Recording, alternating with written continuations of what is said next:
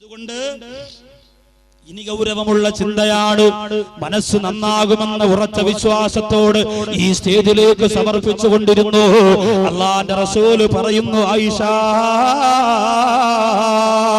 ഒരു മനുഷ്യൻ മരണപ്പെട്ട് കഴിഞ്ഞാൽ ആ മനുഷ്യന്റെ റൂഹുണ്ടല്ലോ, ആ മനുഷ്യന്റെ ആത്മാവുണ്ടല്ലോ, അവന്റെ ശരീരത്തിൽ നിന്ന് വലിച്ചൂരിയെടുത്തതിന് ശേഷം 10 സ്ഥലങ്ങളിൽ മാറിയിരുന്നു കൊണ്ട് നൊമ്പരത്തോട് സങ്കടം ബോധിപ്പിക്കുന്നതാണ് ആയിഷ. നമ്മുടെ ശരീരത്തിൽ നിന്ന് പിരിഞ്ഞാൽ, ആ ശരീരത്തിൽ നിന്ന് ഊരിക്കഴിഞ്ഞാൽ മാറിയിരുന്നു കൊണ്ട് 10 സ്ഥലങ്ങളിൽ സങ്കടം ബോധിപ്പിക്കും ആയിഷ. ആയിഷ റളിയല്ലാഹു അൻഹ ചോദിച്ചു, നബിയേ, ഒന്നാമത്തെ സമയം എപ്പോഴാണ് നബിയേ? അല്ലാഹുവിന്റെ റസൂൽ പറയുന്നു, ആയിഷ, ഒരാൾ മരണപ്പെട്ട് കഴിഞ്ഞാൽ, ഒരാളുടെ റൂഹ് പിരിഞ്ഞു കഴിഞ്ഞാൽ അയാളുടെ ശരീരത്തിൽ നിന്ന് വസ്ത്രം അഴിച്ചു മാറ്റുമല്ലോ.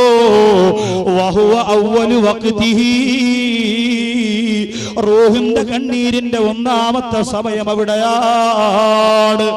ഞാനിപ്പോ ഈ നിൽപ്പിൽ നിന്നുകൊണ്ട് മരിച്ചാൽ, ഉസ്താദ് ഇവിടെ ഇരുന്നു കൊണ്ട് മരിച്ചാൽ, ചിലര് പറയും, ഉസ്താദേ, അങ്ങനെ നിങ്ങളുടെ നാവെടുത്ത് നിങ്ങൾ അങ്ങനെ പറയല്ലേ, മരിച്ചു പോകുന്നെങ്കിൽ എന്ത് ചെയ്യും? ഒന്നും ചെയ്യാനില്ല, മരിച്ചു പോയാൽ അങ്ങ് പോകും എന്റെ പ്രിയപ്പെട്ടവര്. അതല്ലാതെ നഷ്ടം സഹിച്ചല്ലേ പറ്റുള്ളൂ. എന്റെ നഷ്ടം നിങ്ങൾ സഹിക്കുന്നതിനേക്കാൾ എന്റെ ഭാര്യ സഹിക്കണ്ടേ, എന്റെ മക്കള് സഹിക്കണ്ടേ, എന്റെ ഉമ്മയും ഉപ്പയും സഹിക്കണ്ടേ. ഒരു വെള്ളിയാഴ്ച കാത്തിരിക്കുന്ന അട്ടക്കുളങ്ങര പള്ളിയിൽ എന്റെ പ്രിയപ്പെട്ട സച്ചരിതരായ വിശ്വാസികളായ സഹോദരങ്ങൾ സഹിക്കണ്ടേ പ്രിയപ്പെട്ടവര്? ലോകത്ത് ഇതിനേക്കാ വലിയ മരണം നമ്മൾ സഹിച്ചിട്ടില്ലോ. വെല്ലൂര് ബാഖിയാത്തു സ്വാലിഹാത്തിന്റെ ഹദീസിന്റെ രാജകുമാരൻ കമാലുദ്ദീൻ അസ്റഫ് മരിച്ചിട്ട് സഹിച്ചില്ലോ. തൊളിക്കോട് കരീം ഉസ്താദ് മരിച്ചിട്ട് സഹിച്ചില്ലോ. ഇൽമു കൊണ്ട് മനം നിറഞ്ഞ് ലോകത്ത് നേർവഴിയിലേക്ക് നയിക്കാൻ വേണ്ടി പൊട്ടിക്കരന്ന ബഹുമാനപ്പെട്ട തഴവ ഉസ്താദ് മരിച്ചിട്ട് സഹിച്ചില്ലേ. ലോകത്ത് എത്രയോ ഹാഫിളീങ്ങള്, എത്രയോ സ്വാലിഹീങ്ങള്, എത്രയോ ആലിമീങ്ങള്, എത്രയോ ഔലിയാക്കന്മാര് നമ്മുടെ മുമ്പിൽ നിന്ന് വിട പറഞ്ഞു പോയിട്ട് നമ്മൾ സഹിച്ചില്ലേ. അതുകൊണ്ട് പേടിക്കണ്ട. ഇന്നാണെങ്കിൽ ഇന്ന്, നാളെയാണെങ്കിൽ നാളെ മരിക്കണം എന്ന് നിങ്ങൾ കൊതിക്കണേ. ഇൽമ പറന്നുകൊണ്ടിരിക്കുമ്പോ മരിക്കാനാണ് എന്റെ പ്രിയപ്പെട്ടവരെ. ബഹുമാനപ്പെട്ട ഏരൂർ ഉസ്താദിന്റെ തലയിലേക്ക് കൈവച്ചുകൊണ്ട് പരിശുദ്ധ മദീനത്ത് വെച്ചുകൊണ്ട് ദുആ ചെയ്തത്, പാക്കവി നിങ്ങൾ ഇൽമ പറഞ്ഞുകൊണ്ടിരിക്കുമ്പോ മരിക്കട്ടെ. ഞാൻ ആമീനെന്നാണ് പറഞ്ഞത്. കാരണം എന്തെന്നറിയോ? മദീനയിൽ കിടന്ന് മരിക്കുന്നതിന്റെ സുഖമാണ്. ഇൽമിന്റെ വേദിയിൽ വെച്ച് മരിക്കുക എന്ന് പറഞ്ഞാൽ, മദീന എന്ന് പറയുന്നത് സ്വർഗത്തിന്റെ പൂന്തോട്ടമാണെങ്കിൽ അതുപോലെ ഒരു പൂന്തോട്ടം ദുനിയാവിന്റെ തൊലിക്ക് പുറത്തുള്ളത് ഈ ടാർപ്പയുടെ താഴെയുള്ള സ്ഥലമാ. ഈ പള്ളിയുടെ മുറ്റത്തുള്ള ഇന്ന് അവസാനിക്കാ പോകുന്ന രാത്രിയുടെ വേദിയാണ്. അതുകൊണ്ട് അതിലാർക്കും ആശങ്ക വേണ്ട. ഇവിടെ വെച്ച് മരിച്ചാൽ നല്ല മരണമാണ്. ഭീമാ പള്ളിയിലെ ഒരു ഇമാമ തറാവീ നിസ്കാരത്തിന്റെ സുജൂദിലാ മരണപ്പെട്ടത്. അതിനൊക്കെ വെറുതെ ദുആ കൊണ്ട് നടക്കൂല. അതിനൊക്കെ അള്ളാഹ് തിരഞ്ഞെടുത്ത ഭാഗ്യം വേണം. എനിക്കോ ജാബിർ ഉസ്താദിനൊന്നും ചിലപ്പോൾ അത് കിട്ടാൻ സാധ്യതയില്ല. അള്ളാഹു നല്ല മരണം തരട്ടെ. മങ്ങാട് ഭാഗത്ത് താമസിക്കുന്ന അത്തർ കച്ചവടക്കാരൻ, തൊപ്പിക്കച്ചവടക്കാരൻ മരണപ്പെട്ടത് പരിശുദ്ധ ഹറം ഷരീഫിന്റെ മിനയിൽ വെച്ചാണ്. നിങ്ങൾക്കൊക്കെ അറിയുന്ന സഹോദരനായിരിക്കാം. എന്റെ കൂടെ ഉണ്ടായിരുന്നു പ്രിയപ്പെട്ടവരെ. നെഞ്ചുവേദന വന്നു മറിഞ്ഞു വീടുമ്പോ അവിടെ വന്നത് മുതൽ ആ സഹോദരന്റെ ഒരേ ഒരു ആഗ്രഹം എന്താ? ഇവിടെ മരിക്കണം, എന്നെ എന്റെ നാട്ടിലേക്ക് കൊണ്ടുപോണ്ട. കഷ്ടപ്പെട്ട പൈസയാ അജിന് കൊണ്ടുപോയത്. അല്ലാതെ അറബിയെ പറ്റിച്ച പൈസയല്ല, കടയിൽ നിന്ന് ഊരിയെടുത്ത പൈസയല്ല, ഇല്ല, അതൊന്നുമല്ല. കഷ്ടപ്പെട്ട് വിയർപ്പൊഴിക്ക പൈസ കൊണ്ട് മക്കത്ത് പോയിട്ട് ഒരൊറ്റ ആഗ്രഹം, അവിടെ മരിക്കണമെന്ന. ഇഹ്റാമിന്റെ വസ്ത്രം ധരിച്ചുകൊണ്ട് മരിച്ചു. അങ്ങനെ മരിക്കുന്നവരെങ്ങനാ പരലോകത്ത് വരിക? ഖബറിന്റെ അകത്തിരുന്ന് ലബ്ബൈക് അല്ലാഹുമ്മ ലബ്ബൈക് എന്ന് പറഞ്ഞുകൊണ്ട് ഖബറിന്റെ അകത്തിരുന്ന് എഴുന്നേറ്റ് വരും. അവരൊക്കെ ഭാഗ്യശാലികളാണ്. അല്ലാഹു ആ പ്രിയപ്പെട്ട പിതാവിന്റെ ഖബറിടം സ്വർഗീയ ആരാമമാക്കി മാറ്റി കൊടുക്കുമാറാകട്ടെ. അപ്പോ ഇന്ന് ഞാൻ മരണപ്പെട്ടാൽ ആദ്യം ചെയ്യുന്നത് എന്താണ്? ഉസ്താദ് കമ്മിറ്റിക്കാരെ വിളിച്ചിട്ട് പറയും, ഏതായാലും നമുക്ക് സ്ഥാനം റെഡി മരണപ്പെട്ടു പോയി, അതുകൊണ്ട് അതിന്റെ കാര്യങ്ങളൊക്കെ ചെയ്യണം. ഒന്ന് ഇവിടെ കിടത്തും അല്ലെങ്കിൽ അവിടെ കിടത്തും. എന്നിട്ട് ആദ്യം കണ്ണ് തിരുമ്മിയടച്ച് കൈകാലുകളൊക്കെ നേരെയാക്കി. ഇതൊക്കെ ഒരു മയ്യത്തിനോടുള്ള ഒരു മകന്റെ അല്ലെങ്കിൽ ജീവിച്ചിരിക്കുന്നവരുടെ ബാധ്യതയാണ്. നമ്മളെപ്പോഴും വൃത്തികെട്ട കൂട്ടുകാരുടെ കൂടെ നടന്നാൽ വഴിയിൽ വെച്ച് മരിച്ചാൽ അവർക്കറിയില്ല ആ നിയമങ്ങൾ. അവരങ്ങനെ തന്നെ ഇട്ടിരിക്കും. അവസാനം കൈ വളഞ്ഞിരിക്കും, കാല് വളഞ്ഞിരിക്കും. അടക്കാനും പൊതിയാനും കുളിപ്പിക്കാനും ഒക്കെ വലിയ പ്രയാസമായിരിക്കും. അള്ളാഹു മുഖ്ലിസീങ്ങളുടെ മുമ്പ് കിടന്ന് മരിക്കാൻ അള്ളാഹു തൗഫീക്ക് തരട്ടെ. മുത്തഖീങ്ങളുടെ മുമ്പ് കിടന്ന് മരിക്കാൻ, ഉസ്താദുമാരുടെ മുമ്പ് കിടന്ന് മരിക്കാൻ, ആലിമീങ്ങളുടെ മുമ്പ് കിടന്ന് മരിക്കാൻ അള്ളാഹു നമുക്ക് തൗഫീക്ക് തരട്ടെ. എന്നാൽ അവരെല്ലാ കാര്യങ്ങളും ഭംഗിയായിട്ട് ചെയ്യും. അറിഞ്ഞുകൂടാത്തവരാരും ഉണ്ടാവില്ലല്ലോ. എല്ലാം അവർ വൃത്തിയായിട്ട് ചെയ്യും. എന്നിട്ടോ എല്ലാം അവർ വളരെ ഭംഗിയായിട്ട് ചെയ്യും.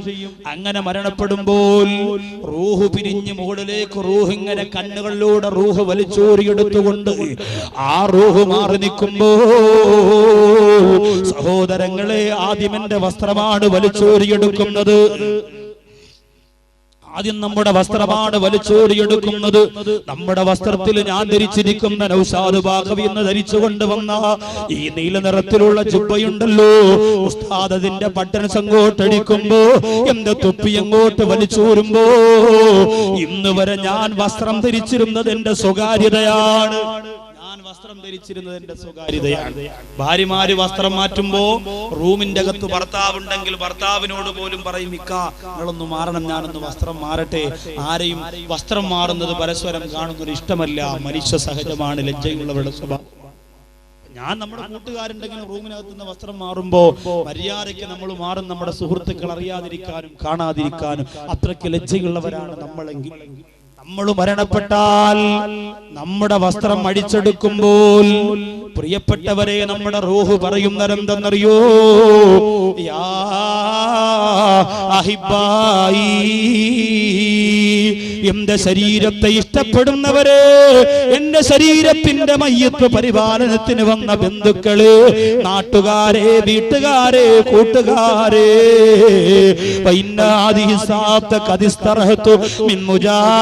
മലക്കിൽ മൗതി, അസ്റായീൽ റൂഹ് പിടിച്ചതിന്റെ വേദന, അസ്റായീൽ റൂഹ് പിടിച്ചതിന്റെ നൊമ്പരം ഇപ്പൊ തീർന്നതേ ഉള്ളൂ. അതുകൊണ്ട് എന്റെ ശരീരത്തെ നിങ്ങൾ കൊലുക്കാതെ, വേദനിപ്പിക്കാതെ പതുക്കെ വസ്ത്രമൊന്ന് വലിച്ചൂരണേ. ഇതാണ് ഒന്നാമത്തെ നൊമ്പരം. പതുക്കെ ആ വസ്ത്രം വലിച്ചൂരണേ. ശരീരം കുലുങ്ങുമ്പോ വേദനിക്കും എന്നാണ് ആ നൊമ്പരത്തിന്റെ അർത്ഥം. ഓർത്തു നോക്കിയേ, എത്രയോ പേര് അപകടത്തിലും ദുരന്തത്തിലും മരണപ്പെട്ടാൽ അവരെ പിന്നെ ആരാണ് അവരുടെ വസ്ത്രം അടിച്ചു മാറ്റുന്നത്? ആരാണ് പ്രിയപ്പെട്ടവരെ? അവിടെ വസ്ത്രം അടിച്ചു മാറ്റുന്നത് മെഡിക്കൽ കോളേജിന്റെയും മറ്റു ഹോസ്പിറ്റലിന്റെയും പോസ്റ്റ്മോർട്ടം ചെയ്യുന്ന ഭാഗത്ത് എന്റെ സഹോദരങ്ങളെ, പോലീസുകാർ വന്ന് കത്രിക കൊണ്ട് മുറിച്ചു മാറ്റൂലേ? നമ്മുടെ വസ്ത്രം അവിടെ അഴിച്ചു മാറ്റുന്നത് നമുക്ക് മാറ്റാൻ അർഹതയില്ല. ദുരന്തത്തിലും ദുരിതത്തിലും അപകടത്തിലും മരണപ്പെട്ടു പോയവരുടെ വസ്ത്രം അഴിച്ചു മാറ്റുന്നത് പോലീസുകാരാണ്. മോർച്ചറിയുടെ മുമ്പ് കൊണ്ട് കിടത്തി, പാന്റിലൂടെ കത്രിക കടത്തി, അടിവസ്ത്രത്തിലൂടെ കത്രിക കടത്തി, ജീൻസിലൂടെ, കുപ്പായത്തിലൂടെ, ചുപ്പയിലൂടെ, എന്റെ പ്രിയപ്പെട്ടവരെ ചുരിദാറിലൂടെ, നെറ്റ് ചുരിദാറിലൂടെ, അനാർക്കലിയിലൂടെ കത്തിരി കടത്തിയിട്ട് മുറിച്ചു മാറ്റിയിട്ടാണ് അവരുടെ മയ്യത്തിന്റെ ശരീരത്തിന്റെ വസ്ത്രം മാറ്റുന്നതെങ്കിൽ എത്രയോ പേര് ചുറ്റും നിൽക്കും. വനിതാ പോലീസ് അടക്കം, മറ്റു പോലീസ് ഉദ്യോഗസ്ഥരടക്കം, മറ്റു നാട്ടുകാരും വീട്ടുകാരും അടക്കം, അവരെല്ലാവരും ഈ മയ്യത്തിന്റെ നഗ്നത കാണുകയാണ്. 6 or 7 മയ്യത്തിനെ ഞാനും ഇതുപോലെ മെഡിക്കൽ കോളേജിൽ വെട്ടി കണ്ടിട്ടുണ്ട്. നമ്മുടെ ബന്ധത്തിലും കുടുംബത്തിലും കൂട്ടിലും പെട്ട എത്രയോ. അതുകൊണ്ട് അങ്ങനൊരവസ്ഥ വരാതിരിക്കാൻ നിങ്ങൾ ദുആരക്കണം. തിരുവനന്തപുരം ജില്ലയുടെ ഒരു ഭാഗത്ത് വാതിന് പോയപ്പോൾ അന്ന് അവിടെ ദുരൂഹ സാഹചര്യത്തിൽ ഒരു ചെറുപ്പക്കാരൻ മരണപ്പെട്ടു. അവൻ ഇഷ്ടപ്പെട്ടിരുന്ന പെൺകുട്ടി, അവനെ സ്നേഹിച്ചിരുന്ന പെൺകുട്ടി മറ്റൊരു കല്യാണത്തിന് സമ്മതിച്ചു എന്ന വാർത്ത അറിഞ്ഞപ്പോ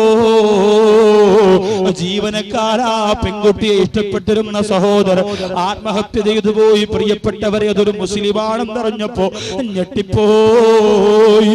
അല്ലാഹുവിന്റെ ദീനിന് വേണ്ടി ജീവൻ കൊടുക്കുന്ന ചെറുപ്പക്കാർ റമളാൻ മാസത്തിൽ തറാവീഹിന് വേണ്ടി, ഖുർആനിന് വേണ്ടി, സലാത്തിന് വേണ്ടി, ഇബാദത്തിന് വേണ്ടി, നോമ്പിന് വേണ്ടി ആരോഗ്യം ചെലവഴിക്കുന്ന ചെറുപ്പക്കാർ കേവലം ഒരു പെണ്ണിന്റെ പുഞ്ചിരിക്ക് മുന്നിൽ അല്ലാഹു കൊടുത്ത ശരീരത്തെ നശിപ്പിച്ചെന്നറിഞ്ഞപ്പോ വല്ലാതെ സങ്കടം തോന്നിപ്പോയി. എന്റെ ശബ്ദം ശ്രവിക്കാ ദൂര സ്ഥലങ്ങളിൽ നിന്ന് വന്ന കൂട്ടുകാര്, കാരണം ഇവിടെയുള്ള ഇവിടെയുള്ള ചെറുപ്പക്കാര് കുറവാണെന്ന് എനിക്കറിയാം. അതുകൊണ്ട് ഈ സരസിലേക്ക് വന്നവരെ, പെണ്ണിന്റെ കൂടെ പിശാചുണ്ടെന്ന് മറക്കല്ലേ. അത് നിന്റെ ഭാര്യയാണെങ്കിലും ഉമ്മയാണെങ്കിലും പെങ്ങളാണെങ്കിലും എപ്പോഴും കൂടെ കാണും, നശിപ്പിക്കാ. അതുകൊണ്ട് സഹോദരങ്ങളെ, ഒരു പെണ്ണ് വെറുപ്പതിന്റെ പേരിൽ ആത്മഹത്യയുടെ പടുകുഴിയിലേക്ക് ചെന്ന് വീണുപോരാ ചെറുപ്പക്കാരന്റെ നൊമ്പരം ഞാൻ നിങ്ങളോട് പറഞ്ഞത്. എത്രയോ നരകമുറപ്പായ മരണമാണത്. അല്ലാഹു കാത്തുരക്ഷിക്കട്ടെ. കരുത്തുറ്റ യുവത്വം കൊണ്ട് പടച്ചുറപ്പിന്റെ ദീനിന് വേണ്ടി ചെയ്യാൻ പറ്റുന്നതിന്റെ പരമാവധി ചെയ്തു മരിക്കുന്നതിന് പകരം ഒരു സെക്കൻഡ് കൊണ്ട് എല്ലാം അവസാനിപ്പിക്കുന്ന അവസ്ഥ വരല്ലേ. ഒന്നാമത്തെ നൊമ്പരം നമ്മുടെ റൂഹ് വലിച്ചു